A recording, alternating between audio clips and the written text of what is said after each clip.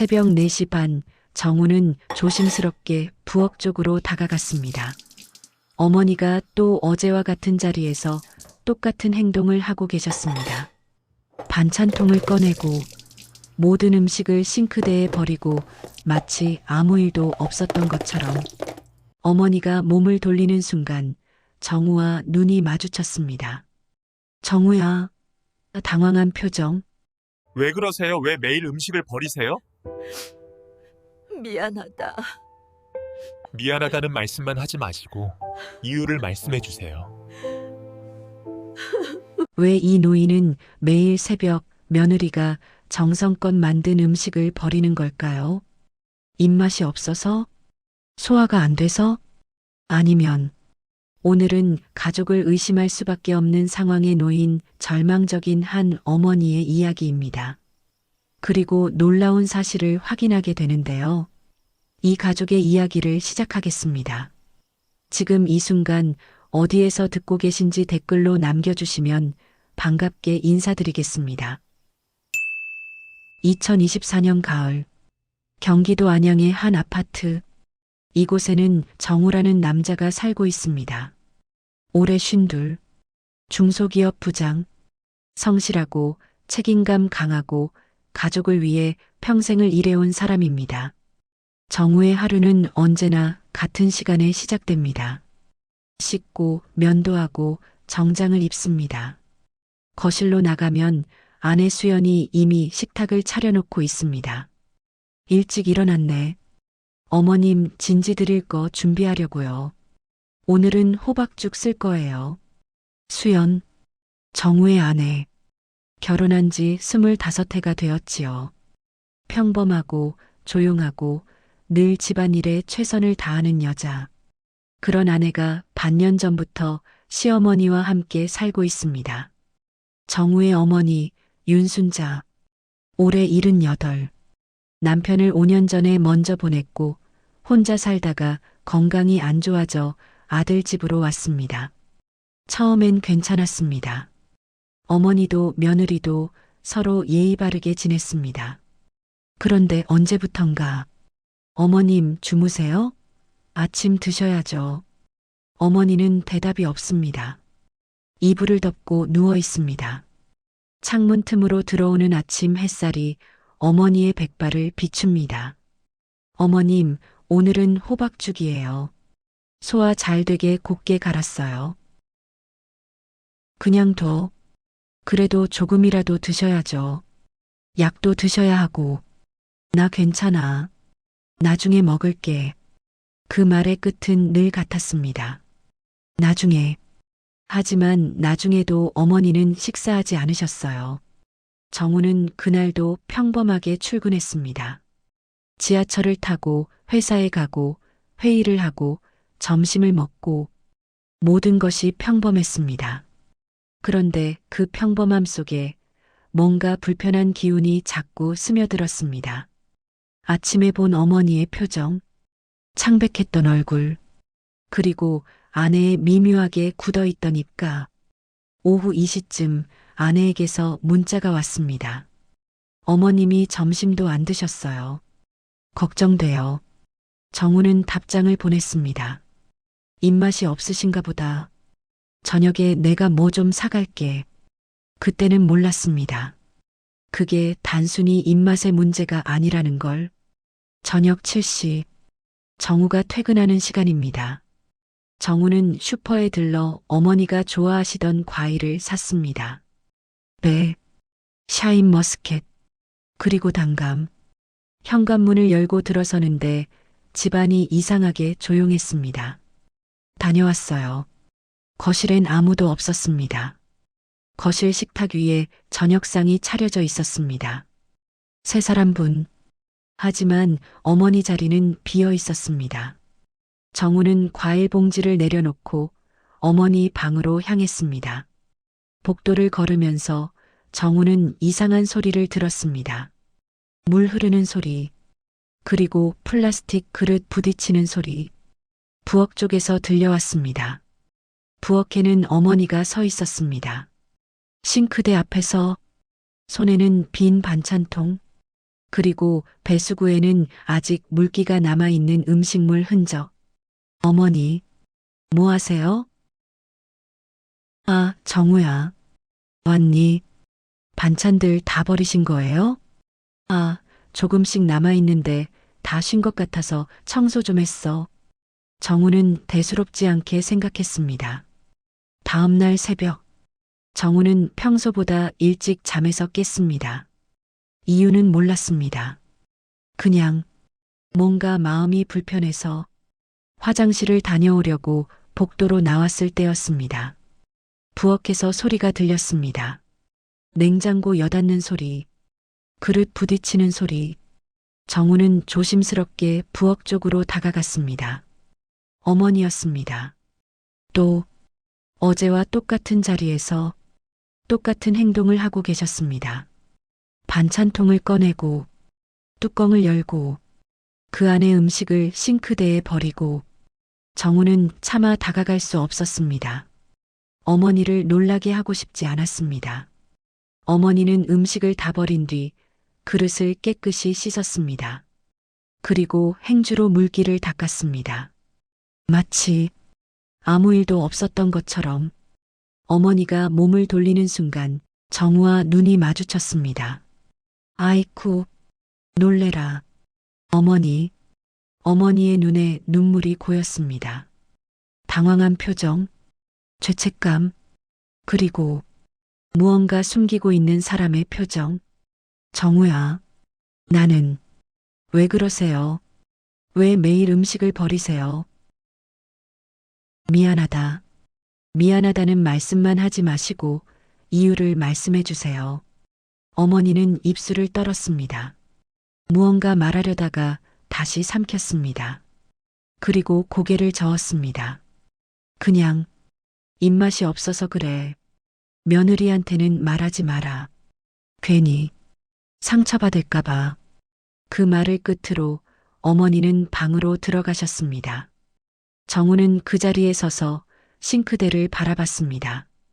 배수구 덮개 위에 아직 남아있는 김치 국물. 그때부터였습니다. 정우의 마음속에 의심이 싹트기 시작한 건 그 후 일주일이 지났습니다. 정우는 어머니를 유심히 관찰했습니다. 출근할 때도 퇴근할 때도 어머니가 무엇을 드시는지, 어떤 반응을 보이시는지. 월요일 아침, 수연이 미역국을 끓였습니다. 어머니는 한 숟가락 떠서 입에 넣었다가 뱉지는 않았지만 얼굴을 찌푸렸습니다. 좀 짜네.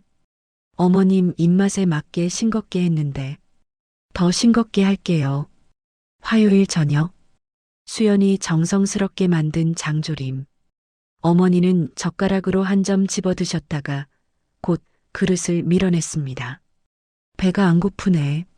수요일 점심, 잡곡밥과 나물 반찬. 어머니는 밥 몇 술 뜨시더니 또 수저를 놓으셨습니다. 소화가 잘 안 돼서. 목요일, 수연이 죽을 쑤었습니다. 호박죽. 어머니가 예전에 좋아하셨던. 그런데 어머니는 죽 한 그릇을 받아들고 방으로 가셨습니다. 그리고 1시간 뒤, 정우가 확인했을 때 그 죽은 반도 먹지 않은 채 식어 있었습니다. 이상했습니다. 분명히 입맛이 없다고 하셨는데 제가 퇴근길에 사온 빵은 드셨습니다. 빵이 더 소화하기 어려울 텐데 이상했습니다. 마트에서 산 과일도 드셨습니다. 그런데 유독 아내가 만든 음식만은 드시지 않았습니다.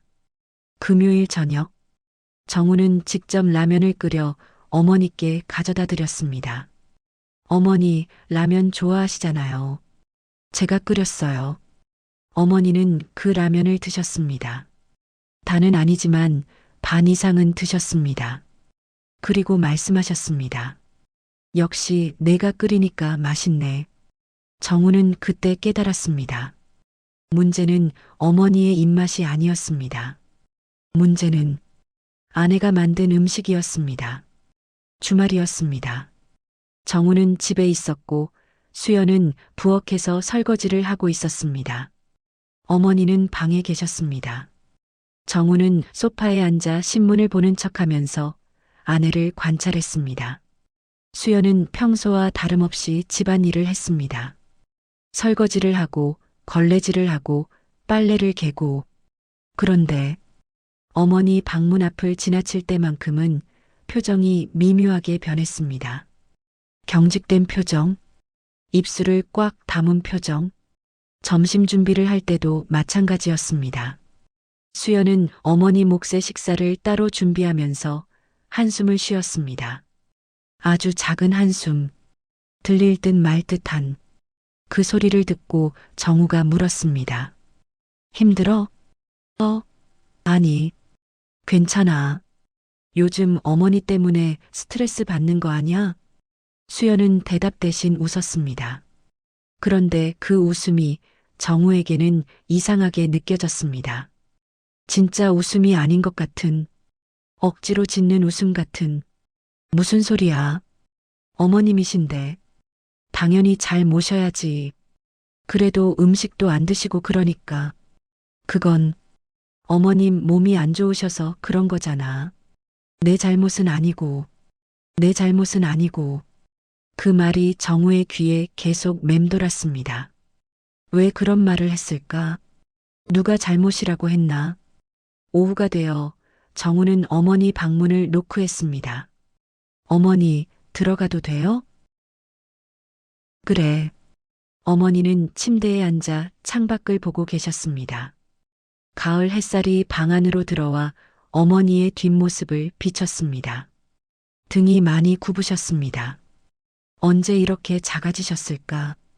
어머니, 솔직하게 말씀해 주세요. 뭘?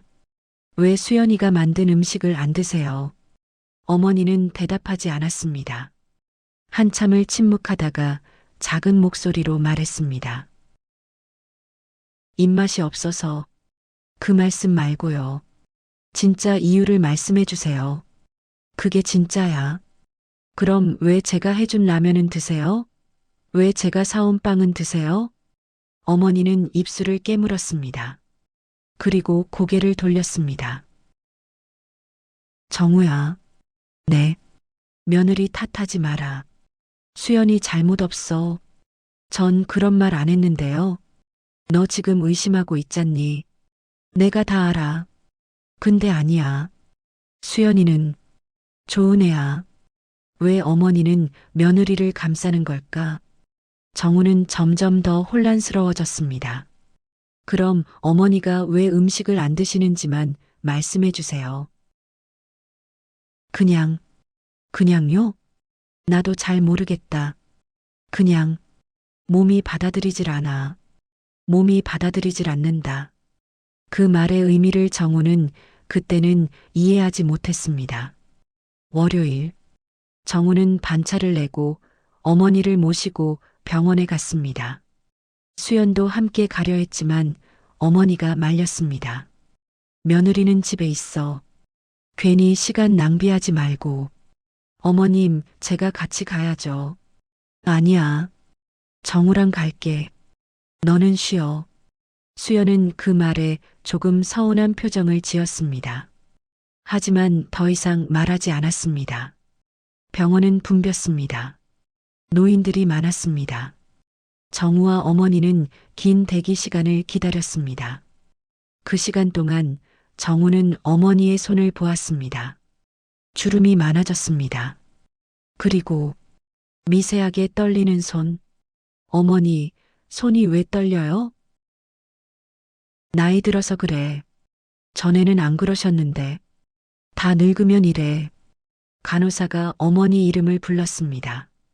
진료실로 들어갔습니다. 윤순자 환자분이시죠? 네, 맞습니다. 어디가 불편해서 오셨어요? 어머니가 요즘 식사를 잘 못하시고 손도 떨리시고 건강검진 좀 받아보려고요. 어머님, 언제부터 그러셨어요? 한 달쯤? 다른 증상은 없으세요? 어지럼증이나 가슴 두근거림 같은 거요. 어머니는 잠시 망설였습니다. 그리고 작게 고개를 끄덕였습니다. 가끔 가슴이 두근거려요. 그리고 식은땀이 나고. 어머니, 그런 게 있으셨어요? 그냥 가끔. 혈압이랑 심전도 검사 좀 해봐야겠네요. 혈액 검사도 같이 하고요. 검사는 2시간이 걸렸습니다. 혈압, 심전도, 혈액 검사, 소변 검사. 그리고 결과를 기다리는 동안 정우는 복도 의자에 앉아 있었습니다. 어머니는 옆에서 눈을 감고 계셨습니다. 정우는 생각했습니다. 어머니가 언제 이렇게 약해지셨을까? 불과 1년 전만 해도 혼자장도 보시고 친구들도 만나고 그러셨는데 지금은 계단 오르는 것도 힘들어 하십니다. 그리고 또 생각했습니다. 만약 정말로 뭔가 큰 병이 있으면 어쩌지? 어머니를 제대로 돌보지 못한 게 아닐까? 검사 결과가 나왔다고 했습니다. 의사가 결과지를 유심히 봅니다. 검사 결과가 나왔는데요. 어떤가요? 일단 혈압은 정상 범위입니다. 심전도도 큰 이상은 없고요. 그럼 다행이네요. 근데 한 가지 좀 이상한 게 있긴 합니다. 뭔데요? 혈액 검사 수치가 약간 불안정해요. 특히간 수치하고 전해질 균형이 좀 정상 범위긴 한데 미묘하게 흔들리고 있어요. 그게 무슨 뜻이죠? 정확히 말하긴 어렵지만 뭔가 스트레스를 받고 계시거나 영양 섭취가 불균형하거나 아니면 의사는 말을 멈췄습니다. 그리고 다시 차트를 봤습니다. 일단은 경과를 지켜봐야 할 것 같아요. 한 달 뒤에 다시 한번 검사해 보시죠. 알겠습니다. 병원을 나오면서 정우는 뭔가 찝찝한 느낌을 지울 수 없었습니다. 의사가 하지 않은 말, 그 아니면 뒤에 숨겨진 말이 무엇이었을까요? 집으로 돌아오는 택시 안. 어머니는 창밖을 보고 계셨습니다. 정우는 옆에서 어머니를 힐끔힐끔 보았습니다. 뭔가 여쭤보고 싶었지만 차마 입이 떨어지지 않았습니다. 어머니. 응? 혹시 수연이랑 무슨 일 있었어요? 어머니는 고개를 돌렸습니다. 정우를 바라봤습니다. 왜 그런 걸 물어? 그냥 요즘 어머니랑 수연이 사이가 좀 어색한 것 같아서요. 그런 거 없어. 진짜요? 응. 수연이는 좋은 애야. 나한테 잘해줘. 또 그 말. 수연이는 좋은 애. 그런데 왜 그 좋은 애가 만든 음식은 드시지 않는 걸까? 심지어 몰래 버리기까지 하다니요. 정우는 도통 알 수가 없었습니다. 집에 도착했습니다. 현관문을 열고 들어서는데 수연이 마중 나와 있었습니다. 어떻게 됐어요? 괜찮으시대요? 응. 큰 이상은 없다네. 경과 지켜보면서 한 달 뒤에 다시 검사하래. 다행이네요. 어머님 힘드셨죠? 어머니는 대답 없이 방으로 들어가셨습니다. 수연의 얼굴이 미묘하게 굳었습니다. 요즘 어머니가 좀 예민하신가 봐. 그러게요. 그 짧은 대답 속에 뭔가 감춰진 감정이 있었습니다. 정우는 느꼈습니다. 그날 밤, 정우는 잠이 오지 않았습니다. 침대에 누워 천장을 바라봤습니다. 옆에서 수연이 자고 있었습니다. 규칙적인 숨소리. 하지만 정우의 머릿속은 복잡했습니다. 어머니의 말. 수연이는 좋은 애야. 의사의 말. 영양 섭취가 불균형하거나 아니면. 그리고 매일 새벽 반복되는 어머니의 행동. 음식을 버리는 행동. 정우는 조심스럽게 침대에서 일어났습니다. 수연을 깨우지 않으려고 복도로 나왔습니다. 그리고 부엌으로 향했습니다. 냉장고를 열었습니다. 안에는 수연이 준비해둔 반찬들이 가지런히 정리되어 있었습니다. 김치, 된장국, 나물, 장조림, 모두 정성스럽게 만들어진 것들. 정우는 그중 김치통을 꺼냈습니다. 뚜껑을 열고 김치를 하나 집어 먹었습니다. 맛있었습니다. 평범하게, 특별한 게 없었습니다. 그럼 왜 어머니는 이걸 드시지 않는 걸까? 그때 복도에서 소리가 들렸습니다. 방문 여는 소리. 정우는 재빨리 냉장고를 닫고 거실 쪽으로 몸을 숨겼습니다. 어머니였습니다. 또 새벽이 아니라 이 밤에 어머니는 냉장고를 열었습니다. 그리고 반찬통을 하나씩 꺼냈습니다. 정우는 숨죽이고 지켜봤습니다. 어머니는 반찬을 버리기 전에 조금씩 덜어냈습니다. 작은 비닐봉지에 김치 한 조각, 국물 한 숟가락, 그리고 그걸 봉지에 담아 묶었습니다. 날짜를 적은 메모지도 함께. 정우는 눈을 의심했습니다. 어머니가 지금 뭘 하고 계신 거지? 어머니는 그 봉지를 들고 방으로 돌아가셨습니다. 정우는 그제야 부엌으로 나왔습니다. 싱크대를 확인했습니다. 역시나 남은 음식들은 모두 버려져 있었습니다. 정우의 머릿속이 혼란스러워졌습니다. 어머니는 왜 음식을 조금씩 보관하는 걸까? 왜 날짜를 적는 걸까? 무엇을 위해? 다음 날, 정우는 회사에 가지 않았습니다. 아프다고 거짓말을 했습니다. 수연은 시장에 갔습니다. 어머니는 방에 계셨습니다. 정우는 결심했습니다. 어머니 방을 확인해 봐야겠다고. 뭔가 단서가 있을 거라고. 방문 앞에 섰습니다. 노크를 했습니다. 어머니, 들어가도 돼요? 대답이 없었습니다. 정우는 조심스럽게 문을 열었습니다. 어머니는 침대에 누워 주무시고 계셨습니다. 약을 드셔서 그런지 깊이 주무시는 것 같았습니다. 정우는 방 안을 둘러봤습니다. 옷장, 화장대, 서랍, 그리고 침대 옆 작은 수납장. 정우는 그 수납장을 열었습니다. 서랍 안에는 비닐봉지들이 가지런히 쌓여 있었습니다. 각각 날짜가 적혀 있었습니다. 정우는 그중 하나를 꺼냈습니다. 열어봤습니다. 안에는 김치 한 조각이 들어 있었습니다. 이미 상한 김치. 냄새가 났습니다. 정우는 다른 봉지도 열어봤습니다. 국물, 나물, 밥. 모두 오래되어 상한 것들. 왜 어머니는 이런 걸 보관하고 계신 걸까? 서랍 맨 아래에 작은 노트가 있었습니다. 정우는 그 노트를 꺼냈습니다. 펼쳤습니다. 노트에는 어머니의 필체로 빼곡히 적혀 있었습니다. 10월 10일 마이너스 된장국 먹고 심장 통증. 10분 지속. 10월 12일 마이너스 미역국 먹고 어지럼증. 화장실 가다 넘어질 뻔. 10월 15일 마이너스 죽 먹고 손 떨림. 식은땀. 10월 18일 마이너스 김치 먹고 가슴 두근거림. 숨가쁨. 정우는 손이 떨렸습니다. 노트를 떨어뜨릴 뻔했습니다. 이게 무슨 뜻이지?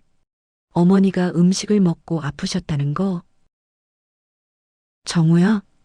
정우는 화들짝 놀라 노트를 서랍에 다시 넣었습니다. 어머니가 눈을 뜨고 계셨습니다. 어머니. 깨셨어요? 무슨 일이야? 회사는? 오늘 쉬는 날이에요. 그냥 어머니 상태 확인하려고. 어머니는 정우를 가만히 바라봤습니다. 그 눈빛에는 뭔가 슬픔 같은 게 서려 있었습니다. 너 서랍 열어봤니? 아니에요. 거짓말하지 마. 다 알아. 정우는 더 이상 숨길 수 없었습니다. 어머니, 그 노트가 뭐예요? 왜 그런 걸 적으신 거예요? 어머니가 음식 먹고 아프셨다고? 왜 저한테 말 안 하신 거예요? 말하면 어떡하니? 뭐가 어떡해요? 너희 부부 사이만 나빠지잖아. 정우는 그 말에 멈칫했습니다. 부부 사이?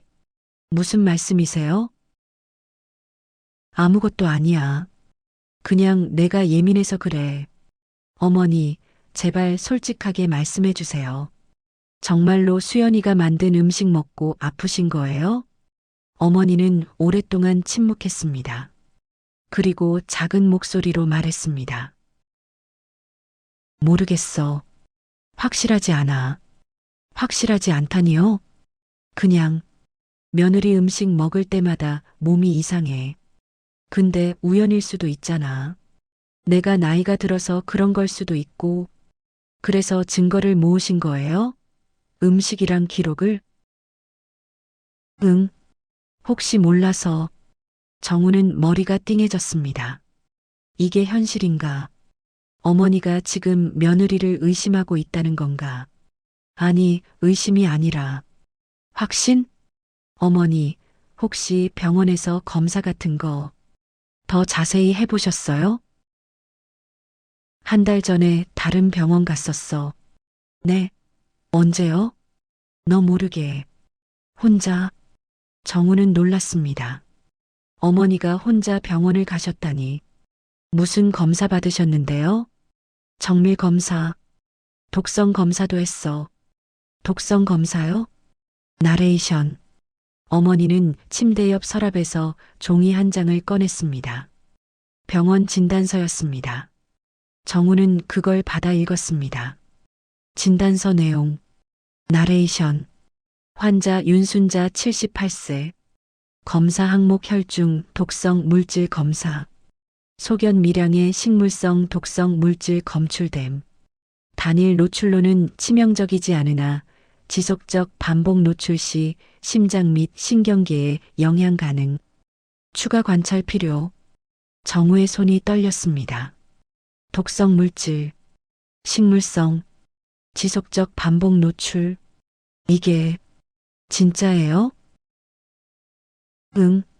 그럼 누가 어머니한테 이런 걸? 정우는 말을 잇지 못했습니다. 머릿속이 하얘졌습니다. 그리고 한 사람의 얼굴이 떠올랐습니다.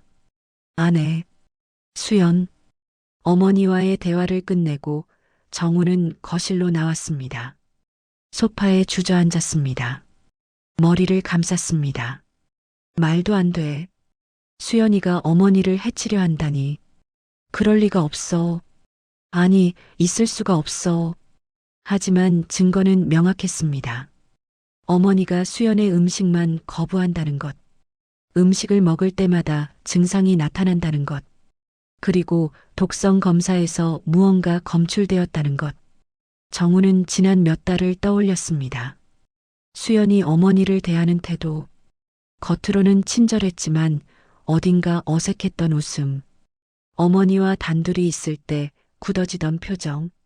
그리고 병원 가자는 말에 예민하게 반응하던 모습. 설마, 정말 설마, 수연이가 다녀왔어요. 시장에서 좋은 고등어 있길래 샀어.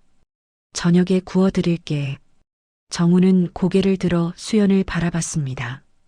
웃고 있는 아내, 장바구니를 들고 있는 아내, 평범한 아내. 하지만 이제 그 평범함이 정우에게는 낯설게 느껴졌습니다. 왜 그래? 얼굴이 안 좋아 보이는데. 어디 아파? 아니, 괜찮아. 확실해? 목소리도 이상한데. 피곤해서 그래. 좀 쉬어야겠어. 정우는 일어나 방으로 들어갔습니다.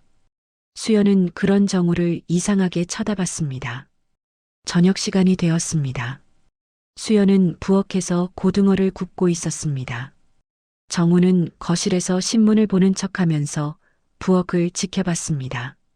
수연은 평소처럼 요리를 했습니다. 고등어를 굽고 된장찌개를 끓이고 밥을 짓고 그리고 어머니 몫을 따로 덜어 작은 상에 담았습니다. 정우는 그 모든 과정을 주시했습니다. 뭔가 이상한 행동은 없는지, 무언가를 섞는 건 아닌지.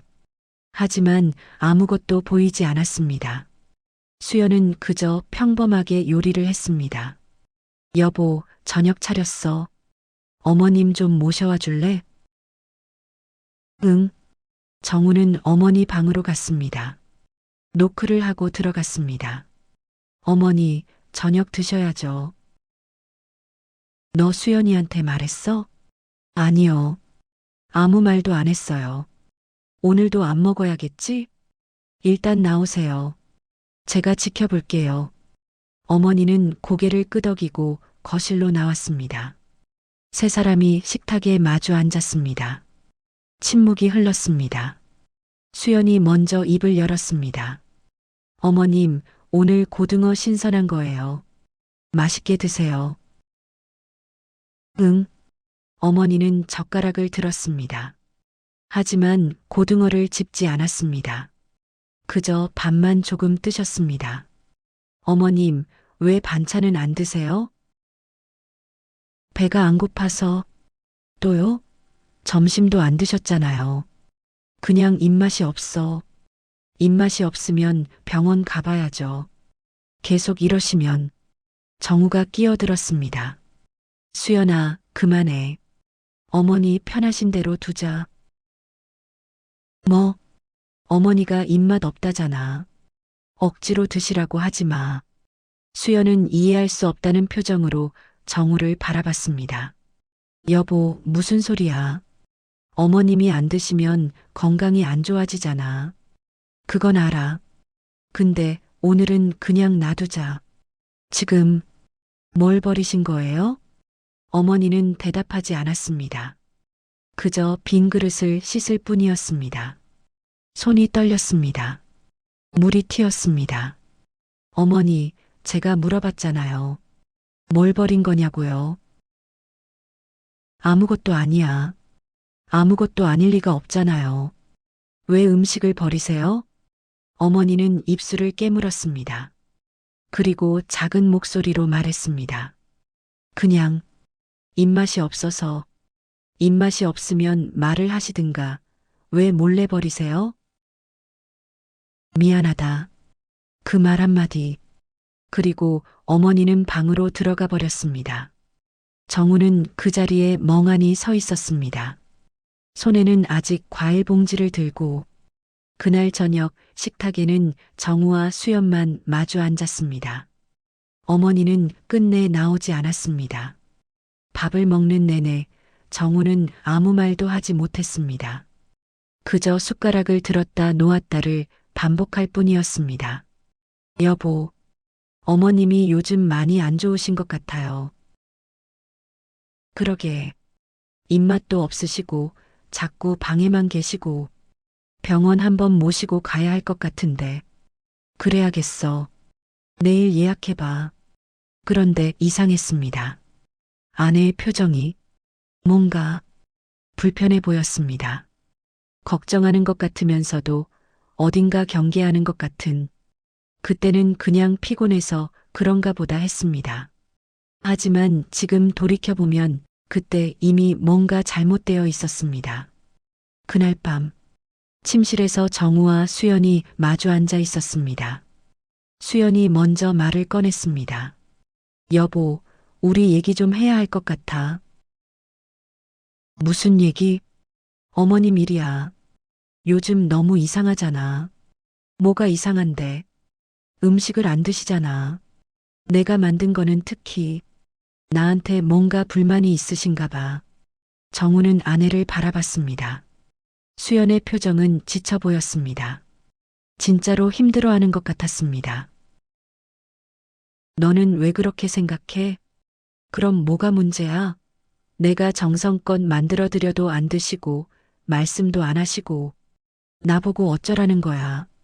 혹시 내가 뭔가 잘못한 거 있어?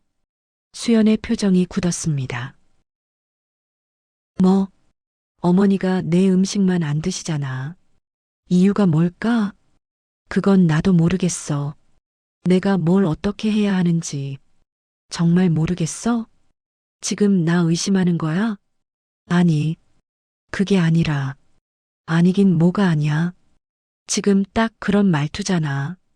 수연은 일어섰습니다. 화장실로 들어가 버렸습니다. 문을 쾅 닫았습니다. 정우는 침대에 앉아 한숨을 쉬었습니다. 이러면 안 되는데. 확실한 증거도 없이 아내를 의심하면 안 되는데.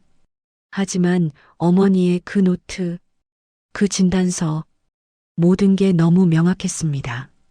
다음 날, 정우는 회사에 또 휴가를 냈습니다. 그리고 인터넷에서 소형 카메라를 주문했습니다. 당일 배송, 오후가 되어 택배가 도착했습니다. 정우는 상자를 뜯었습니다. 안에는 작은 카메라가 들어 있었습니다. 시계 모양, 아무도 눈치채지 못할 만큼 작았습니다. 수연이 장을 보러 나간 사이, 정우는 어머니 방에 들어갔습니다.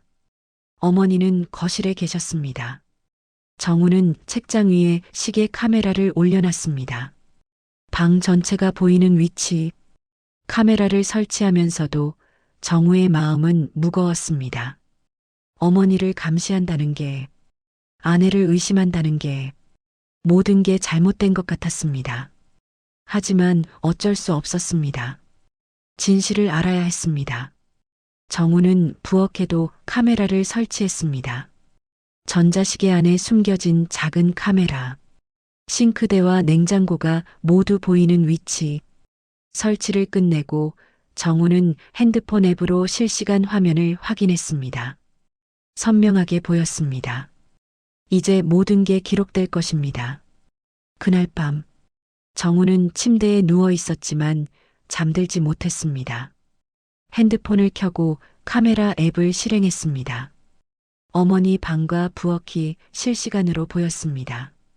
어머니는 주무시고 계셨습니다. 부엌은 어두웠습니다. 새벽 4시 반, 어머니 방의 움직임이 감지되었습니다. 정우는 화면을 확대했습니다. 어머니가 일어나셨습니다. 조심스럽게 방문을 여셨습니다. 어머니는 복도를 지나 부엌으로 가셨습니다. 부엌 카메라가 어머니를 포착했습니다.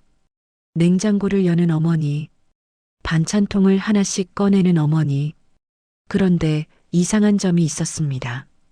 어머니는 음식을 버리기 전에 조금씩 덜어내고 계셨습니다. 작은 지퍼백에 김치 한 조각, 국 한 숟가락, 밥 한 숟가락, 그리고 지퍼백에 날짜를 적었습니다. 유성펜으로. 정우는 숨을 죽이고 화면을 보았습니다. 어머니는 그 지퍼백을 가방에 넣었습니다.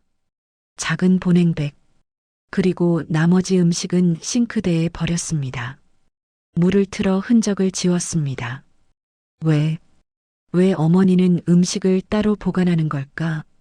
증거를 모으고 계신 건가? 하지만 왜 저한테는 말씀하지 않으신 거지? 어머니는 보냉백을 들고 방으로 돌아가셨습니다. 그리고 서랍 맨 아래 깊숙이 숨기셨습니다. 다시 침대에 누우셨습니다. 정우는 핸드폰 화면을 끄고 천장을 바라봤습니다. 잠이 오지 않았습니다. 다음 날, 정우는 회사에 갔습니다. 하지만 일에 집중할 수 없었습니다.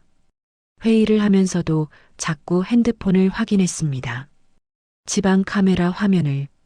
점심시간, 정우는 밥을 먹지 않고 카페에 앉아 핸드폰을 봤습니다. 집 안하면 수연이 부엌에서 점심을 준비하고 있었습니다. 어머니 방문을 노크하는 수연. 어머님, 점심 드세요. 나중에 먹을게. 어머님, 또 그러시면 안 돼요. 조금이라도 드셔야죠. 알았어. 어머니는 마지못해 거실로 나오셨습니다. 수연이 차려놓은 밥상, 김치찌개와 밥. 어머니는 앉으셨지만 숟가락을 들지 않으셨습니다. 어머님, 왜 안 드세요? 배가 안 고파. 어머님, 진짜. 이러시면 제가 어떡해요. 정우는 화면 속 아내의 표정을 봤습니다. 짜증 섞인 표정. 아니, 짜증이라기보다는 지침? 그리고 조금은 억울해 보이는 표정. 어머니가 방으로 들어간 뒤 수연은 혼자 남아 설거지를 했습니다. 그리고 중얼거렸습니다. 대체 뭐가 문제야? 내가 뭘 잘못했다고. 정우는 그 모습을 보며 혼란스러워졌습니다. 수연이 정말로 어머니를 해치려 한다면 저렇게 억울해할 이유가 있을까? 수요일 오후 2시쯤 정우는 회의 중이었습니다. 그런데 핸드폰에 알림이 왔습니다. 집 현관 카메라에서 움직임 감지. 정우는 회의실을 나와 화면을 확인했습니다. 현관에 누군가 서 있었습니다. 60대 중반쯤으로 보이는 여자. 정우가 본 적 없는 사람. 초인종을 누르는 여자. 누구세요? 안녕하세요. 저 경자예요. 어머님 계세요? 수연아, 경자 이모님. 들어오세요. 경자. 정우는 그 이름을 들어본 적이 있었습니다. 어머니의 오랜 친구. 아버지 돌아가신 후에도 가끔 어머니를 찾아뵙는 분. 순자 언니 잘 계셨어요? 어머, 경자야. 왔니? 오랜만이에요. 요즘 어떠세요? 두 사람은 반갑게 인사를 나눴습니다. 수연은 차를 준비했습니다. 정우는 화면으로 그 모습을 지켜봤습니다. 언니 많이 마르셨네요. 식사는 잘하세요? 응, 잘 먹어. 거짓말. 며느리한테 들었어요. 요즘 입맛이 없으시다면서요? 그냥 좀 그래. 건강 조심하셔야죠. 약은 잘 드세요?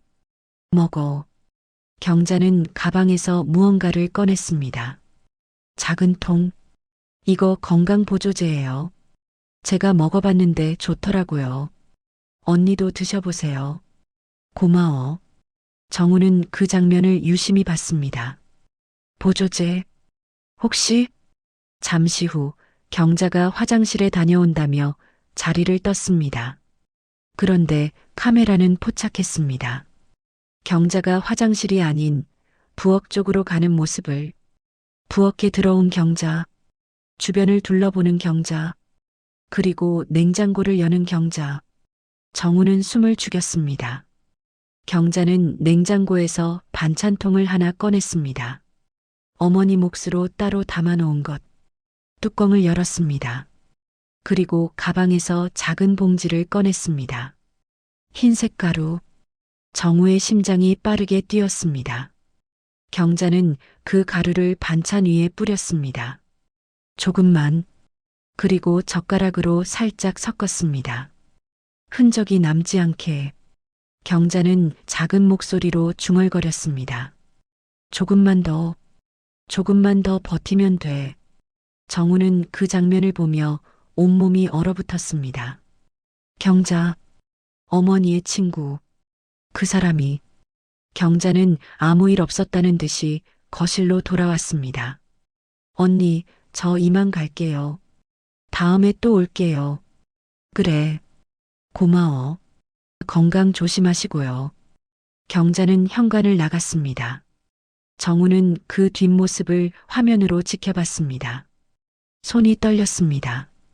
정우는 회의실 밖 복도에 서 있었습니다.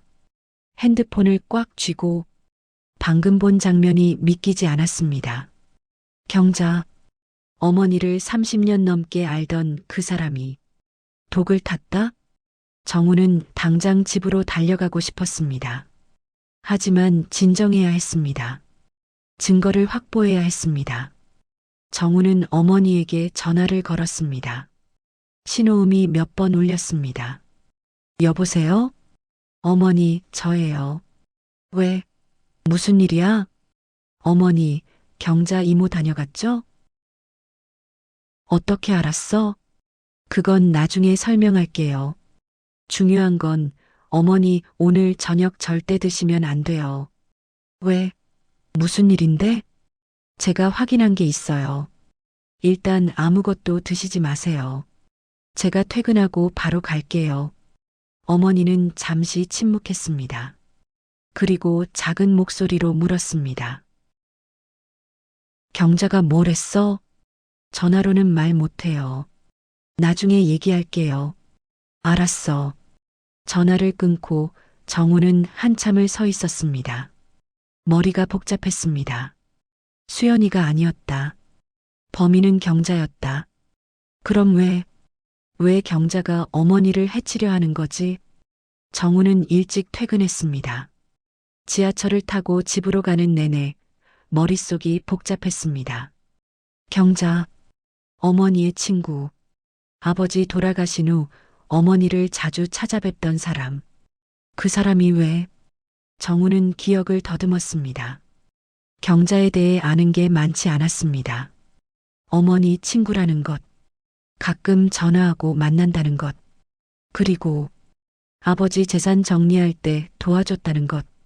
재산. 정우는 그 단어에 멈칫했습니다. 혹시 재산 때문에? 집에 도착했습니다. 현관문을 열고 들어섰습니다. 다녀왔어요. 일찍 왔네. 저녁 준비 거의 다 됐어. 어머니는 방에 계셔. 오늘도 점심 안 드셨는데. 저녁은 좀 드셔야 할 텐데. 정우는 어머니 방으로 갔습니다. 노크하고 들어갔습니다. 어머니, 정우야. 경자가 뭘 한 거야? 어머니, 경자 이모가 오늘 부엌에서 뭘 했는지 아세요? 뭘? 반찬에 뭔가를 탔어요. 흰색 가루요. 어머니의 얼굴이 창백해졌습니다. 정말? 네. 제가 카메라로 다 봤어요. 카메라? 죄송해요. 어머니 몰래 설치했어요. 진실을 알고 싶어서. 어머니는 한참을 말없이 앉아 있었습니다. 그리고 손으로 얼굴을 감쌌습니다. 그럼 수연이가 아니었구나. 네. 나는 계속 수연이를 의심했어. 미안하게도. 저도요. 저도 수연이를 의심했어요. 두 사람은 잠시 침묵했습니다. 죄책감과 안도감이 동시에 밀려왔습니다. 어머니, 경자 이모가 왜 이런 짓을 하는 걸까요? 모르겠어. 30년 넘게 알던 친군데. 혹시 돈 문제는 없었어요? 아버지 재산 정리할 때 경자 이모가 도와줬다면서요. 어머니는 고개를 들었습니다. 무언가 떠오른 듯한 표정. 유언장이요? 내 아버지가 유언장을 남겼어. 나한테 전 재산을 상속한다고. 그게 이상한 건 아니잖아요. 근데 나는 또 유언장을 써뒀어. 내가 죽으면 너한테 전부 가게. 그럼 경자가 그 유언장을 보관하고 있어. 그 애가 변호사 사무실에 맡겨뒀다고 했거든. 정우는 이해하기 시작했습니다. 유언장, 재산, 그리고 변조의 가능성. 혹시 경자 이모가 유언장을 바꿀 수 있나요? 가능할 거야. 그 애가 내 도장도 가지고 있고 서류들도 다 관리하고 있으니까. 정우는 주먹을 꽉 쥐었습니다. 이제 모든 게 이해되었습니다. 경자는 어머니를 천천히 죽이려 했던 것입니다. 독극물로 조금씩, 그리고 유언장을 변조해서 재산을 가로채려 했던 것입니다. 정우는 어머니와 함께 거실로 나왔습니다. 수연이 저녁상을 차려놓고 있었습니다. 자, 드세요. 오늘은 어머님 좋아하시는 갈비찜 했어요. 수연아, 미안한데 오늘 저녁은 밖에서 먹을래. 어머니랑 나랑. 네. 왜? 그냥 오랜만에 어머니랑 단둘이 외식하고 싶어서. 갑자기. 너는 편하게 쉬어. 오늘 요리하느라 힘들었잖아. 수연은 이해할 수 없다는 표정이었습니다. 하지만 더 묻지 않았습니다. 그래. 다녀와.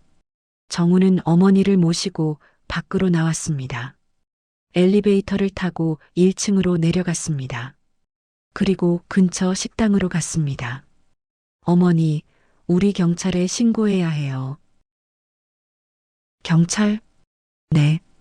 이건 명백한 살인 미수예요. 근데 증거가 있어? 카메라 영상만으로 충분할까? 영상이 있고 어머니가 보관하신 음식 샘플도 있잖아요. 그거 독성 검사 받으면 돼요. 그래도 경자가 한 일이라는 걸 어떻게 증명해? 영상에 다 찍혔어요. 경자 이모가 반찬에 뭔가를 타는 장면이 어머니는 한숨을 쉬었습니다. 30년 친구였는데 믿을 수가 없어. 저도요. 근데 어머니, 이건 그냥 넘어갈 수 있는 일이 아니에요. 어머니 알아. 식사를 마친 후 정우는 어머니를 모시고 경찰서로 갔습니다. 경찰서. 정우와 어머니는 형사 앞에 앉아 있었습니다. 그러니까 지금 살인 미수로 신고하시는 거죠? 네, 맞습니다. 피의자는 어머님의 친구분이고요. 네, 경자라는 친구예요. 증거는 있으신가요? CCTV 영상 있습니다. 그리고 어머니가 보관하신 음식 샘플들도 있어요. 보여주시겠어요? 정우는 핸드폰으로 저장해둔 영상을 보여줬습니다. 경자가 부엌에 들어가는 장면, 냉장고를 여는 장면, 흰색 가루를 뿌리는 장면. 형사는 영상을 주의 깊게 봤습니다. 이게 언제 촬영된 건가요? 오늘 오후 2시쯤입니다. 그리고 이 음식 샘플은 여기 있어요. 지난 한 달 동안 모은 거예요. 어머니는 지퍼백들을 꺼냈습니다. 날짜가 적힌 것들. 형사는 하나하나 확인했습니다. 이것들 모두 독성 검사를 받아야겠네요. 얼마나 걸릴까요? 빠르면 일주일, 늦으면 2주 정도요. 그 사이에 경자를 조사할 수 있나요? 일단 임의 동행을 요청할 수는 있습니다. 근데 증거가 확실해지기 전까지는 구속은 어렵고요. 정우는 답답했지만 어쩔 수 없었습니다. 법적 절차를 따라야 했습니다. 일단 이 샘플들 맡겨주시고 영상 파일도 보내주세요. 그리고 혹시 피해자분께서 병원 기록 같은 것도 있으면 도움이 됩니다. 어머니 있어요. 독성 검사 받은 진단서요. 형사 그것도 가져와 주세요. 진술을 마치고 정우와 어머니는 경찰서를 나왔습니다. 밤 공기가 차가웠습니다. 어머니, 괜찮으세요? 응. 근데 이상해. 뭐가요? 경자가 왜 이런 짓을 했을까? 돈 때문일까? 아마도요. 그래도 우리가 30년을 함께 했는데 어머니의 목소리가 떨렸습니다. 배신감, 그리고 슬픔. 정우는 어머니의 어깨를 감싸 안았습니다. 집에 돌아왔습니다. 수연이 거실에서 기다리고 있었습니다. 어디 갔다 와요? 연락도 없이. 미안. 어머니랑 병원 좀 다녀왔어. 병원? 무슨 일 있어요? 아니, 그냥 검사 받으러. 수연은 뭔가 이상하다는 표정이었습니다. 하지만 더 묻지 않았습니다. 어머니는 피곤하다며 방으로 들어가셨습니다. 그날 밤, 정우는 수연에게 모든 걸 말해야 할지 고민했습니다. 경자의 일, 독극물, 경찰 신고. 여보, 나한테 뭔가 숨기는 거 있지? 응? 요즘 이상해. 나를 피하는 것 같고 어머님도 나만 보면 불편해하시고. 정우는 한숨을 쉬었습니다. 이제 말해야 할 때인 것 같았습니다. 수연아, 미안해. 왜? 사실은 나 너 의심했었어. 뭘? 어머니가 내 음식만 안 드시니까 혹시 내가 뭔가 잘못한 건 아닌가 싶었어. 수연의 얼굴이 굳었습니다. 지금 무슨 소리 하는 거야? 어머니가 음식 먹고 계속 아프셨거든. 그래서 나는 내가 혹시 내가 뭐 시어머니를 독살하려 했다고? 아니, 그게 아니라 그게 아니긴 뭐가 아냐. 수연은 일어섰습니다. 눈물이 고였습니다. 나 그동안 얼마나 열심히 했는데 어머님 식사 챙기고 약 챙기고 빨래하고. 알아. 정말 미안해. 미안하면 다야? 나를 의심했다는 게 말이 돼? 정우는 아무 말도 할 수 없었습니다. 정말로 잘못한 일이었습니다. 수연아, 진짜 미안해. 근데 이제 다 밝혀졌어. 뭐가? 범인이 누군지. 수연은 눈물을 닦으며 정우를 바라봤습니다. 그럼 누군데? 경자 이모. 뭐? 정우는 수연에게 모든 걸 설명했습니다. 녹화된 카메라 영상, 경자가 독을 탄 것, 경찰에 신고한 것. 수연은 믿을 수 없다는 표정으로 들었습니다. 세상에, 어머님 친구분이? 응, 재산 때문인 것 같아. 그럼 나는 그동안. 수연은 주저앉았습니다. 울음이 터졌습니다. 억울했던 감정들이 한꺼번에 쏟아졌습니다. 나 정말 열심히 했는데, 어머님이 내 음식 안 드실 때마다 얼마나 속상했는지 알아? 알아. 정말 미안해. 나도 어머님 의심했어. 나 싫어하시는 줄 알았어. 두 사람은 오랫동안 껴안고 있었습니다. 미안함, 그리고 안도감. 다음 날 새벽, 정우는 일찍 일어났습니다. 부엌으로 갔습니다. 수연은 아직 자고 있었습니다. 어제 늦게까지 울었으니까. 정우는 어머니 방문을 조심스럽게 열었습니다. 어머니는 침대에 앉아 창밖을 보고 계셨습니다. 어머니, 주무시지 않으셨어요? 잠이 안 오더라. 많이 힘드시죠? 응. 어머니는 한숨을 쉬었습니다. 정우야, 나 수연이한테 미안해. 저도요. 우리 둘 다 수연이 의심했잖아요. 그 애가 얼마나 서운했을까. 제가 다 설명했어요. 수연이도 이해해줬어요. 그래도 어머니의 눈에 눈물이 맺혔습니다. 나는 며느리가 날 해치려 한다고 생각했어. 얼마나 끔찍한 생각이야. 어머니 잘못 아니에요. 아니야. 내 잘못이야. 나는 수연이를 진짜 며느리로 받아들이지 못했던 거야. 정우는 어머니를 바라봤습니다. 무슨 말씀이세요? 항상 마음 한편에 경계가 있었어. 며느리니까. 가족이지만 진짜 가족은 아니라는 마음이. 어머니. 그래서 쉽게 의심했던 거야. 만약 너였다면 절대 의심하지 않았을 거야. 어머니는 고개를 숙였습니다. 정우는 어머니의 손을 잡았습니다. 어머니, 이제라도 알게 되신 거잖아요. 수연이는 좋은 사람이에요.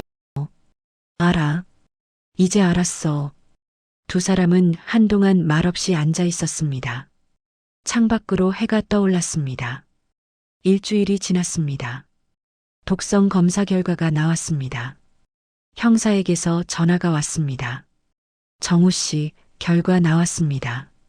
어떻게 됐나요? 음식 샘플에서 식물성 독성 물질이 검출됐습니다. 아코니틴이라는 성분인데 초우라는 식물에서 추출한 거예요. 그게 뭔가요? 한방에서 쓰는 약제인데 과다 복용하면 심장에 치명적이에요. 소량씩 지속적으로 먹으면 서서히 심장이 약해지죠. 그럼 어머니를 죽이려 한 거네요. 네. 계획적 살인 미수입니다. 지금 경자씨 체포영장 발부됐어요. 정우는 안도의 한숨을 쉬었습니다. 드디어 끝났구나. 그날 오후, 경찰은 경자의 집으로 갔습니다. 정우도 동행했습니다. 초인종을 눌렀습니다. 누구세요? 경찰입니다. 김경자 씨죠? 네. 무슨 일이세요? 윤순자 씨 살인 미수 혐의로 체포합니다. 경자의 얼굴이 새하얘졌습니다. 뭐라고요? 묵비권을 행사할 수 있습니다. 변호사를 선임할 권리가 있고요. 경자는 뒤로 물러섰습니다. 아니에요. 전 그런 적 없어요. 경자 이모, 증거 다 있어요. CCTV 영상이랑 독성 검사 결과까지. 정우야? 왜 그러셨어요? 왜 어머니를 해치려 하신 거예요? 경자는 입술을 떨었습니다. 그리고 주저앉았습니다. 나는 그냥. 일단 서해 가서 얘기하시죠. 경자는 수갑을 차고 경찰차에 올랐습니다. 정우는 그 모습을 멀리서 지켜봤습니다. 복잡한 감정이 밀려왔습니다. 경찰서 조사실. 경자는 형사 앞에 앉아 있었습니다. 정우도 옆방에서 지켜보고 있었습니다. 왜 그랬습니까? 순자 씨는 30년 지기 친구잖아요. 왜 해치려 했습니까? 경자는 오랫동안 침묵했습니다. 그리고 작은 목소리로 말하기 시작했습니다. 돈 때문이에요. 돈요? 순자 언니 남편이 돌아가시고 재산이 엄청났어요. 집도 여러 채고 예금도. 그래서 그 재산을 노린 거군요. 저는 평생 가난하게 살았어요. 남편은 일찍 죽었고 자식들은 연락도 안 하고. 경자의 목소리가 떨렸습니다. 순자 언니만 행복하더라고요. 좋은 남편, 좋은 아들, 그리고 많은 돈. 그래서 유언장을 바꿀 생각이었던 거죠? 네. 언니가 저한테 유언장 관리를 맡겼어요. 변호사 사무실에 보관하라고 도장이랑 서류 다 맡겼죠. 그럼 그걸 위조할 생각이었던 겁니까? 아니요. 위조까지는 생각 안 했어요. 그냥 언니가 저한테 감사하는 마음으로 재산 일부를 남겨주시게 하려고. 그러려면 순자 씨를 설득해야 하는 거 아닙니까? 안 들어주실 거예요. 아드님한테 다 주려고 하시니까. 경자는 고개를 떨구었습니다. 그래서 생각했어요. 언니가 판단력을 잃을 정도로 아프시면 제가 유언장을 좀 바꿀 수 있을 거라고. 그래서 독을 탄 겁니까? 조금씩만 먹이면 치매처럼 보일 거라고 생각했어요. 정우는 옆방에서 주먹을 꽉 쥐었습니다. 계획적이었다. 철저하게. 경자 씨, 이건 명백한 살인 미수입니다. 알고 계시죠? 네. 후회하십니까? 경자는 대답하지 않았습니다. 그저 울기만 했습니다. 경자는 구속되었습니다.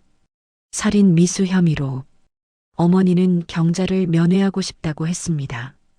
정우는 반대했지만 어머니의 의지가 확고했습니다. 면회실.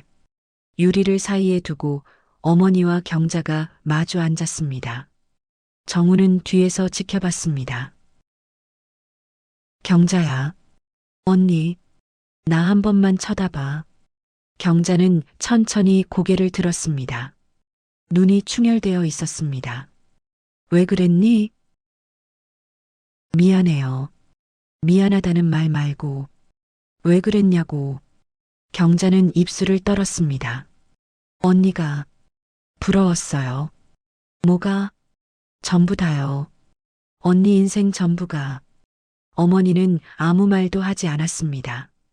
우리 같이 시집 갔잖아요. 똑같이 가난한 집으로. 근데 언니 남편은 사업해서 성공하고 내 남편은 병들어 죽고. 언니 아들은 효자고 내 자식들은 연락도 안 하고. 언니는 돈도 많고 나는 월세방에서. 경자는 울음을 터뜨렸습니다. 나도 행복하고 싶었어요. 나도 여유롭게 살고 싶었어요. 그게 그렇게 나쁜 거예요?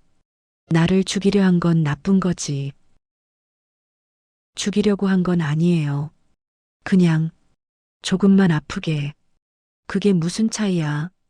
어머니는 한숨을 쉬었습니다. 경자야, 나는 내가 힘들다는 거 알았어. 그래서 돈도 빌려주고 도와주려고 했잖아. 그건 시혜예요. 도움이 아니라. 뭐? 언니는 항상 위에서 베풀었어요. 가난한 경자를 도와줘야지 하면서. 그게 얼마나 모욕적인지 알아요? 어머니는 말문이 막혔습니다. 자신이 한 행동이 그렇게 받아들여졌다니. 나는 그냥 친구니까. 친구요? 친구라면 대등해야죠. 언니와 나는 대등하지 않았어요. 언니는 가진 사람이고 나는 없는 사람이었어요. 침묵이 흘렀습니다. 무거운 침묵. 미안해. 뭐라고요? 내가 내 마음을 몰라줘서 미안해. 내가 그렇게 힘들었는지 몰랐어. 경자는 울었습니다. 어머니도 눈물을 닦았습니다.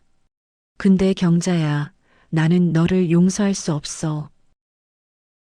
알아요. 넌 나를 죽이려 했어. 그건 절대 용서받을 수 없는 일이야. 네, 제가 잘못했어요. 그래도 한 가지는 말해주고 싶어. 뭔데요? 너도 행복할 수 있었어. 내 방식으로. 나와 비교하지만 않았어도. 어머니는 일어섰습니다. 잘 있어, 경자야. 언니. 어머니는 뒤돌아보지 않고 면회실을 나왔습니다. 정우가 어머니를 부축했습니다. 어머니, 괜찮으세요? 응, 괜찮아. 하지만 어머니의 눈은 슬퍼 보였습니다. 집으로 돌아왔습니다. 수연이 차를 준비해 놓고 기다리고 있었습니다. 어떻게 됐어요? 다 끝났어. 어머님. 수연은 어머니 옆에 앉았습니다. 조심스럽게. 어머님 그동안 많이 서운했어요. 알아. 어머님이 제 음식 안 드실 때마다 제가 뭘 잘못한 건가 싶었어요. 미안해.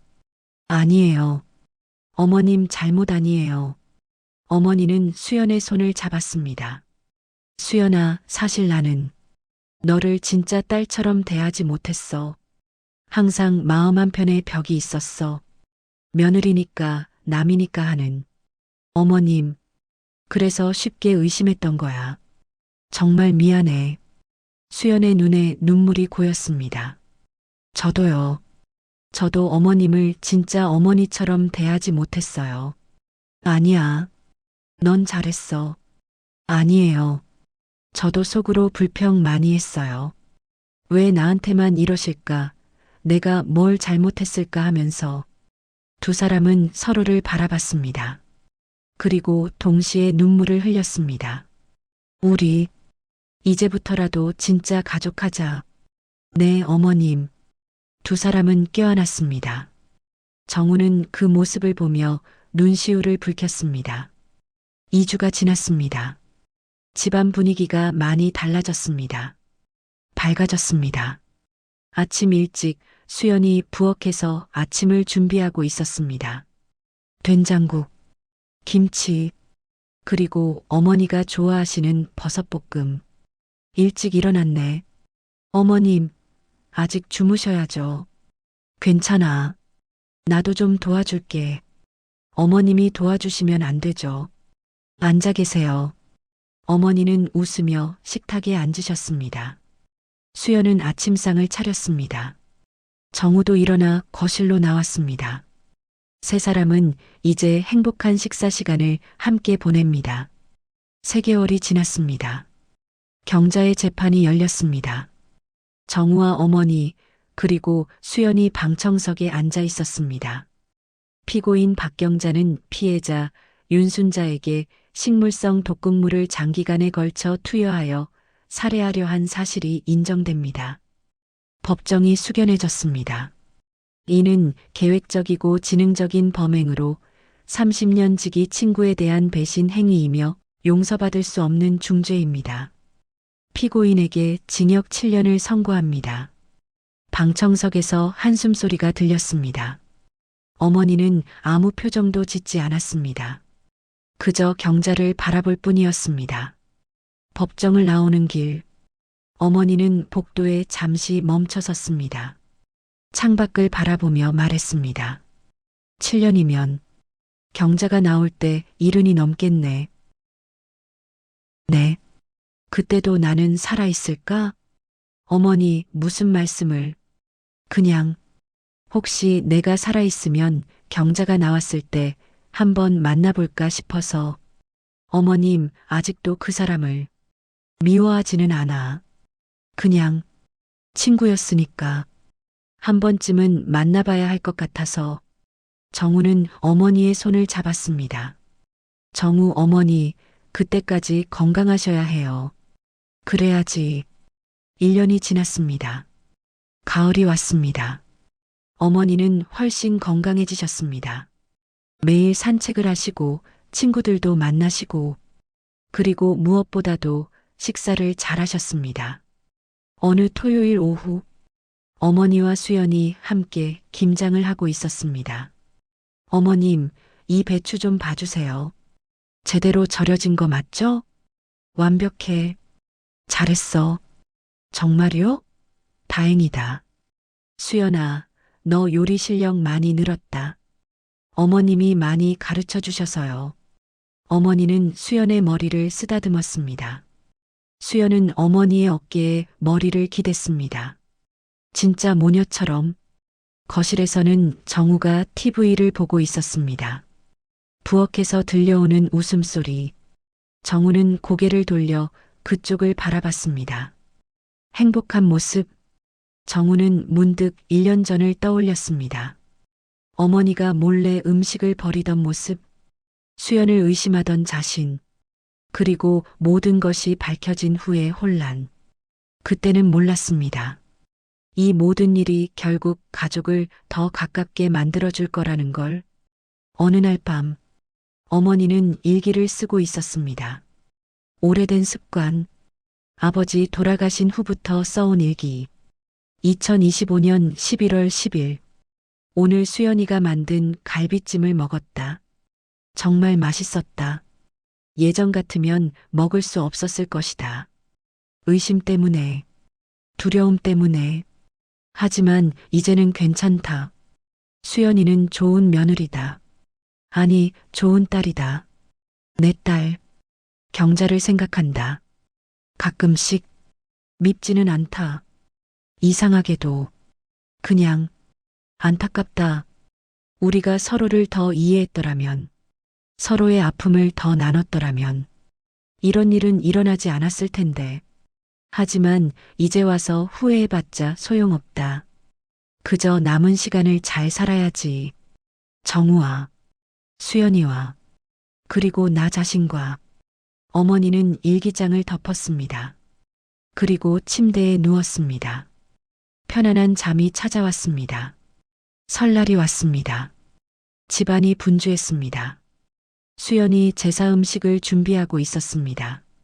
어머니가 옆에서 도와주고 계셨습니다.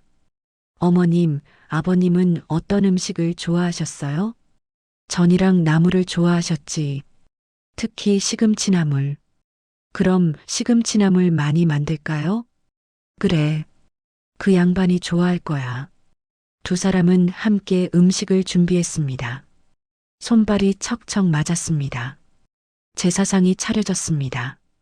정우, 어머니 수연, 그리고 정우의 누나 가족도 왔습니다. 조카들도 함께 아버지 설 명절 맞이하러 왔습니다. 모두가 절을 했습니다. 정성스럽게 제사가 끝나고 음복을 했습니다. 어머니 많이 좋아지셨네요. 얼굴도 밝으시고. 그러니 작년에 걱정 많이 했는데 다행이에요. 다 지나간 일이야. 이제는 괜찮아. 수연이 음식을 날랐습니다. 어머니가 직접 만든 음식들, 수연이 만든 음식들 모두 섞여 있었습니다. 할머니, 이거 할머니가 만드신 거예요? 아니, 그건 고모가 만든 거야. 와, 맛있어요. 많이 먹어. 식탁은 웃음소리로 가득했습니다. 행복한 명절. 평범하지만 소중한 하루. 설날 밤. 손님들이 모두 돌아가고 정우와 수연은 침실에 누워 있었습니다. 여보. 응? 나 고백할 게 있어. 뭔데? 수연은 잠시 망설였습니다. 사실 나도 한때 어머님을 원망했었어. 뭐? 내 음식을 안 드시고 나만 보면 불편해하시고 그때 정말 힘들었어. 정우는 수연을 바라봤습니다. 심지어 한 번은 어머님이 안 계시면 좋겠다고 생각한 적도 있어. 수연아, 그 생각을 한 나 자신이 너무 싫었어. 하지만 어쩔 수 없었어. 그만큼 힘들었거든. 수연의 눈에 눈물이 맺혔습니다. 근데 이제는 그런 생각 안 들어. 어머님이 옆에 계셔서 좋아. 진짜로. 알아. 나 이상한 거 아니지? 아니야. 당연한 감정이었어. 그래도 미안해. 정우 미안할 것 없어. 그때는 다들 힘들었잖아. 정우는 수연을 안았습니다. 고마워. 어머니 잘 모셔줘서. 뭘, 당연한 거지. 두 사람은 오랫동안 껴안고 있었습니다. 3년이 더 지났습니다. 어머니는 여전히 건강하셨습니다. 82. 하지만 정정하셨습니다. 어느 봄날, 정우가 우편함을 확인하다가 편지 한 통을 발견했습니다. 발신인 박경자, 교도소 주소. 어머니, 왜? 경자 이모한테 편지 왔어요. 어머니는 놀란 표정으로 다가왔습니다. 편지를 받아들었습니다. 한참을 바라보다가 조심스럽게 뜯었습니다. 순자 언니에게 오랜만입니다. 잘 지내시는지요? 저는 그럭저럭 지내고 있습니다. 매일 언니를 생각합니다. 미안하다는 말밖에 할 수 없습니다. 용서를 구하는 건 아닙니다. 용서받을 자격이 없다는 걸 압니다. 다만 한 가지만 알아주셨으면 합니다. 저는 언니를 정말로 친구로 생각했습니다. 처음부터 끝까지. 단지 제 욕심이 우정을 파괴했을 뿐입니다. 언니를 해쳐서 정말 죄송합니다. 다시는 언니 앞에 나타나지 않겠습니다. 행복하세요. 박경자 올림. 어머니는 편지를 읽고 한참을 가만히 서 있었습니다. 어머니, 괜찮으세요? 응. 답장하실 거예요? 어머니는 오랫동안 생각했습니다. 그리고 고개를 끄덕였습니다. 해야 할 것 같아. 어머니는 편지를 썼습니다. 한자 한자 정성스럽게. 경자에게. 편지 잘 받았어. 너도 건강하게 지내고 있다니 다행이구나. 경자야, 나는 너를 용서할 수 없어. 내가 한 일은 너무 큰 상처를 남겼거든. 하지만 미워하지는 않아. 그건 진심이야. 우리가 30년을 함께했던 건 거짓이 아니었으니까. 내가 나를 친구로 생각했던 것도 알아. 나도 너를 친구로 생각했어. 지금도. 내가 나올 때쯤 나는 아마 이 세상에 없을지도 몰라. 나이가 나이니까. 하지만 만약 내가 살아있다면 그때 한번 만나자. 그때까지 건강해. 윤순자. 어머니는 편지를 봉투에 넣고 봉했습니다. 그리고 창밖을 바라봤습니다. 용서는 할 수 없지만 미워하지도 않는다. 그게 어머니가 도달한 경지였습니다. 5년이 더 흘렀습니다. 어머니는 87이 되셨습니다. 건강은 예전만 못했지만 여전히 정정하셨습니다. 생일날, 수연이 정성껏 생일상을 준비했습니다. 미역국, 어머니가 좋아하시는 잡채, 그리고 생일 케이크. 어머니, 생신 축하드려요. 어머님, 100세까지 건강하세요. 100세는 무슨, 90만 넘겨도 감사하지. 촛불을 끄고 케이크를 나눠 먹었습니다. 어머니는 행복한 표정이었습니다. 식사를 마치고 세 사람이 거실에 앉아 있었습니다. TV를 보며 이야기를 나눴습니다. 정우야, 내 어머니, 너는 효자다. 무슨 갑자기. 진심이야. 너 덕분에 내가 이렇게 오래 살았어. 당연한 거 했을 뿐이에요. 그리고 수연아, 내 어머님, 너는 진짜 좋은 딸이야. 어머님, 처음엔 내가 너를 며느리로만 봤는데 이제는 진짜 내 딸 같아. 저도 어머님을 진짜 어머니처럼 생각해요. 어머니는 두 사람의 손을 잡았습니다. 고맙다.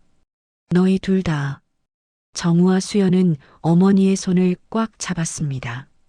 따뜻한 손, 아직 살아있는 손. 그들은 알고 있었습니다.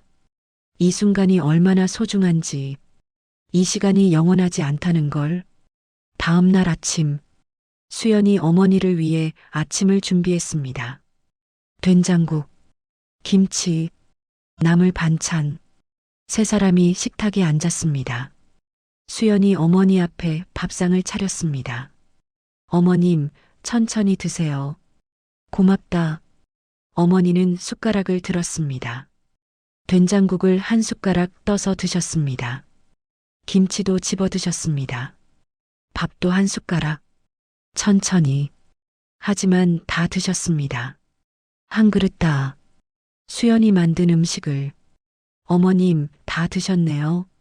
맛있었어. 점심도 맛있게 만들어 드릴게요. 그래. 잘 먹을게. 정우는 그 모습을 보며 미소 지었습니다. 이제는 더 이상 어머니가 음식을 버리지 않습니다. 이제는 더 이상 의심하지 않습니다. 이제는 진짜 가족입니다. 세월은 흘러갔습니다. 어머니는 90이 넘어서까지 사셨습니다. 그리고 평화롭게 눈을 감으셨습니다. 장례식장, 많은 사람들이 찾아왔습니다. 친구들, 이웃들, 친척들, 모두가 어머니를 추억했습니다. 어머님 정말 좋은 분이셨어요. 항상 웃으시고, 감사합니다. 수연은 영정 앞에 앉아 있었습니다. 눈물을 흘리며, 어머님, 하늘에서 편히 쉬세요. 장례를 치르는 3일 내내 수연은 어머니 곁을 지켰습니다. 진짜 딸처럼 발인 날, 관을 옮기는 순간, 수연은 그만 주저앉아 울었습니다. 어머님, 가지 마세요. 수연아, 저 아직 해드릴 게 많은데. 정우도 눈물을 흘렸습니다. 어머니, 평생 자신을 키워주신 분, 마지막까지 사랑해주신 분, 어머니가 돌아가시고 1년이 지났습니다. 정우와 수연은 어머니 방을 정리하기로 했습니다. 서랍을 열었습니다.